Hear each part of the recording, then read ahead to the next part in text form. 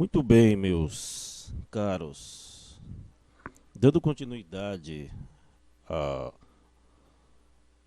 a esse áudio sobre Nietzsche, é importante não dissociar é, a vontade de poder como cosmologia do impulso do ser humano para a criação de valores.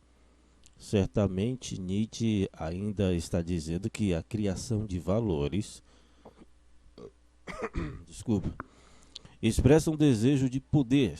E o primeiro ensaio sobre a genealogia da moral de 1887 retorna a essa fórmula simples. Aqui, Nietzsche se apropria de um elemento bem conhecido da fenomenologia de Hegel, o movimento estrutural do pensamento entre tipos básicos, chamados de senhores e escravos. Essa apropriação tem o efeito de enfatizar a diferença entre as próprias genealogias históricas de Nietzsche e aquela da dialética de Hegel, como é trabalho em Deleuze e estudo de Nietzsche. Moralidades de mestre e escravo, cujas verdades são confirmadas independentemente por sentimentos de que o poder foi aumentado. São expressões da vontade de poder do ser humano em estados de saúde qualitativamente diferentes. O primeiro é uma consequência da força, alegre otimismo e ingenuidade, enquanto o último decorre da impotência, pessimismo, astúcia e, o mais famoso, ressentimento. A reação criativa de uma consciência pesada que se forma quando se volta contra si mesma em ódio. Então, o veneno da moralidade do escravo é, portanto, dirigido externamente no ressentimento e interiormente em má consciência. Além disso, conceitos diferentes de bom pertencem aos sistemas de valores mestre e escravo. A moralidade mestre complementa seu bem com a designação mal, é entendido como associado àquele que é inferior, fraco e covarde. Para a moralidade do escravo, por outro lado, a designação bom é em si o complemento do mal. O entendimento primário de valor neste esquema, associado com aquele que possui força superior. Assim, o homem bom, na forma pura de moralidade mestre, será o homem mau, o homem contra o qual o ressentimento é dirigido, na forma mais pura de moralidade escrava. Nietzsche tem o cuidado de adicionar, pelo menos em A Lei do Bem e do Mal, que todos os sistemas de valores modernos são constituídos pela ambição em vários graus desses dois elementos básicos. Somente um estudo genealógico de como esses sistemas modernos surgiram descobrirá os pontos fortes e fracos qualitativos de qualquer julgamento normativo. Nietzsche deu agência ao desejo como tal que vive no e através do abraço de poder. E ele generaliza o agente disposto a fim de incluir vida e o mundo e o princípio pelo qual as entidades emergem corporificadas. Ora, o antigo problema filosófico da emergência é resolvido, em parte, com a cosmologia de uma vontade de poder criativa, autogerada, sustentadora e intensificadora. Bom, em um texto, Nietzsche diz o seguinte: e você sabe o que o mundo é para mim? Devo mostrar para você no meu espelho este mundo. Um monstro de energia, sem começo, sem fim, como força por toda parte, como um jogo de forças e ondas de forças. Um mar de forças fluindo e correndo juntas, eternamente, mudando e eternamente voltando com tremendos anos de recorrência, do jogo das contradições de volta à alegria da concórdia, ainda se abençoando com aquilo que deve tornar eternamente, como um devir que não conhece sociedade, nem repulsa, nem cansaço. Este meu mundo dionisíaco do eternamente autocriador, o eternamente autodestrutivo, este mundo misterioso do duplo deleite voluptuoso, meu além do bem e do mal, sem objetivo, a menos que a alegria do círculo seja em si um objetivo. Este mundo é a vontade de poder e nada mais. E vocês próprios também são esta vontade de poder e nada mais. Veja, Nietzsche descobre aqui as palavras para articular um de seus conceitos mais ambiciosos.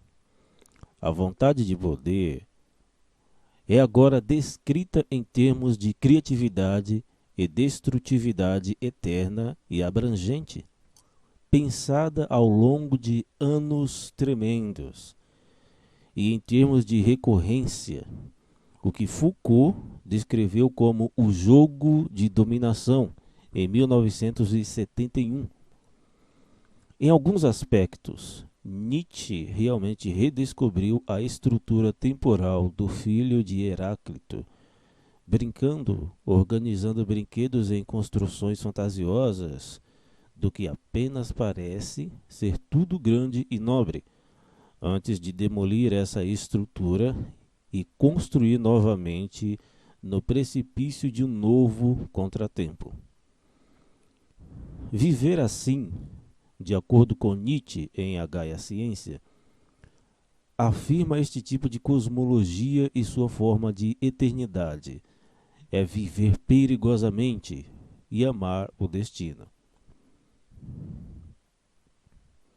Apesar da metodologia positivista de a genealogia sobre a superfície desta história natural da moral, a vontade de poder bombeia a vida para o coração das estruturas conceituais do senhor e do escravo. Além disso, a vontade de poder é uma condição necessária para todos os julgamentos de valor. Como pode se perguntar, essas intuições cosmológicas são derivadas. Como o conhecimento da vontade de poder e de seu jogo eternamente recorrente de criação e destruição está fundamentado? Bom, se eles devem ser entendidos poeticamente, então a pergunta por quê está fora de lugar. Logicamente, com respeito ao conhecimento, Nietzsche insiste em que os princípios de percepção e julgamento evoluem de forma codependente com a consistência, em resposta às necessidades físicas. O eu é organizado e colocado dentro do corpo e pelos estímulos ali recebidos. Isso significa que todos os princípios são transformações de estímulos e interpretações sobre eles. A verdade é um exército móvel de metáforas, que o corpo forma antes que a mente comece a compreender. Tenhamos cuidado, Nietzsche adverte, de dizer que o mundo possui qualquer tipo de ordem ou coerência sem essas interpretações. mesmo na medida em que o próprio Nietzsche concebe a vontade de poder como o caminho de todas as coisas. Se todos os princípios são gestos interpretativos, pela lógica da nova cosmologia de Nietzsche, a vontade de poder também deve ser interpretativa. Um aspecto da ausência de ordem absoluta é que os gestos interpretativos são necessariamente chamados para o estabelecimento de significado. Uma exigência crítica para que esse gesto interpretativo se torne transparente é que a nova interpretação deve afirmar conscientemente que todos os princípios são fundamentados na interpretação. Segundo Nietzsche, tal reflexividade não desacredita sua cosmologia. Tanto melhor, já que a vontade de poder, por meio da articulação de Nietzsche, emerge como o pensamento que agora dança lúdico e perdura por um tempo e meio ao que Vátimo poderia chamar de um enfraquecida ou enfraquecendo a ontologia da indiferença. O ser humano é, portanto, um animal experimental.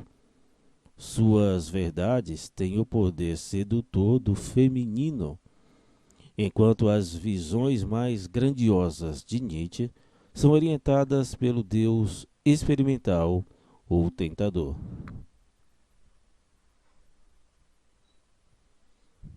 O filósofo do futuro possuirá um nível de consciência crítica até então inimaginável, visto que seus gestos interpretativos serão reconhecidos como tal. No entanto, uma vida florescente ainda exigirá, pode-se imaginar, ser capaz de suspender, ocultar ou esquecer, nos momentos certos, a criação de valores, especialmente os valores mais elevados. Talvez a linguagem caricatural e bombástica do mestre e da moralidade do escravo de A Genealogia, para apontar um exemplo que foi discutido com muito mais sobriedade em Além do Bem e do Mal do ano anterior, seja empregada esotericamente por Nietzsche para o efeito retórico de produzir um grande e espetacular diversão, escondendo o gesto criativo muito importante que trouxe a nova cosmologia como um valor supremo. Este mundo é a vontade de poder e nada mais. E vocês também são esta vontade de poder e nada além disso. Com este ensinamento, Nietzsche deixa subdesenvolvidos muitos temas óbvios, como a matéria não animada do mundo pode, ou não, estar envolvida com a vontade de poder, ou se as formas de vida não humanas participam plena e igualmente no movimento da mudança mundial de forças. Bom, ter uma perspectiva para Nietzsche parece suficiente para participar da vontade de poder, mas isso significa que os animais não humanos, que certamente parecem ter perspectivas e sem dúvidas participam do viver da vida, têm a capacidade do ser humano, ou qualquer capacidade para este assunto, para mudar a si próprios? Ou árvores e outras formas de vegetação, por exemplo? Bom, aparentemente não. Tais problemas envolvem, novamente, a questão da liberdade, que interessa a Nietzsche principalmente de forma positiva.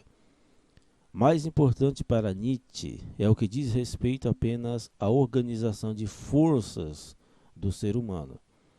Mas, mesmo aqui, ou talvez especialmente aqui, uma hierarquia de diferenças pode ser discernida. Algumas formas humanas de participação na vontade de poder são nobres, outras ignóbeis. Mas em relação a esses tipos de atividades, Nietzsche enfatiza em Além do Bem e do Mal, no aforismo 9, a diferença entre sua própria cosmologia, que às vezes parece restabelecer o lugar da nobreza na natureza, e a visão estoica, que afirma a unidade da humanidade com a natureza divina. Ele diz: de acordo com a natureza, você quer viver? Ó nobres, nobres estoicos, que palavras enganosas são essas? Imagine um ser como a natureza, perdulário além da medida, indiferente além da medida, sem propósitos e consideração, sem misericórdia e justiça, fértil e desolado e incerto ao mesmo tempo. Imagine a própria indiferença como um poder. Como você poderia viver de acordo com essa indiferença? Viver não é exatamente querer ser diferente desta natureza? Não está vivendo, estimar, preferir, ser injusto, ser limitado, querer ser diferente? Mas esta é uma história antiga e eterna. O que antes acontecia com os estoicos ainda acontece hoje, assim que qualquer filosofia começa a acreditar em si mesma.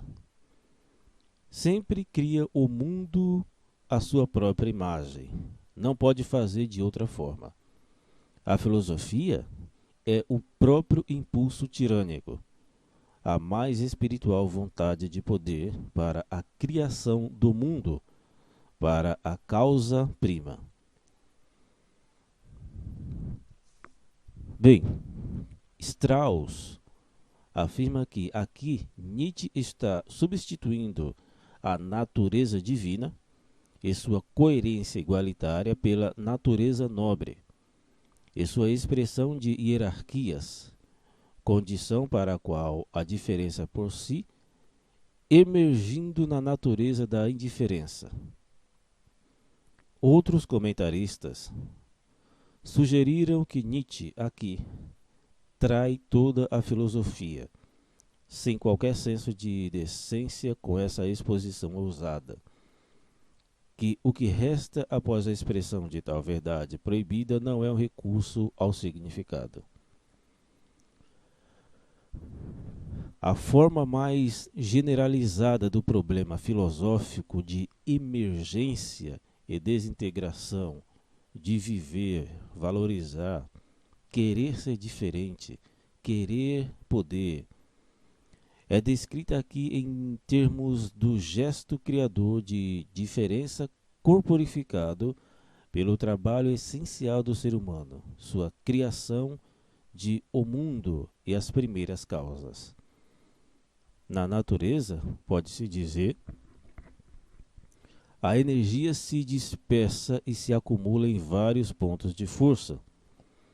O poder da natureza de criar esses pontos de força é radicalmente indiferente e essa indiferença, em relação ao que foi criado, também caracteriza seu poder. Periodicamente, algo excepcional é expulso de seu oposto, visto que a indiferença radical é indiferente até em relação a si mesma. Se é que se pode falar de condições ontológicas em um tom tão representativo, o que Nietzsche certamente faz de vez em quando. A natureza é perturbada e o ser humano, tendo assim se tornado consciente de sua própria identidade e dos outros, trabalha para se preservar, amarrando as coisas com definições, realçando-se, ocasionalmente afrouxando os grilhões de formas antigas e desgastadas. Criar e destruir em tais padrões, de modo a fazer a humanidade e até mesmo a natureza parecerem conformar-se a um pouco de tirania, de dentro da lógica da vontade de poder, estritamente construída, o significado humano é assim afirmado.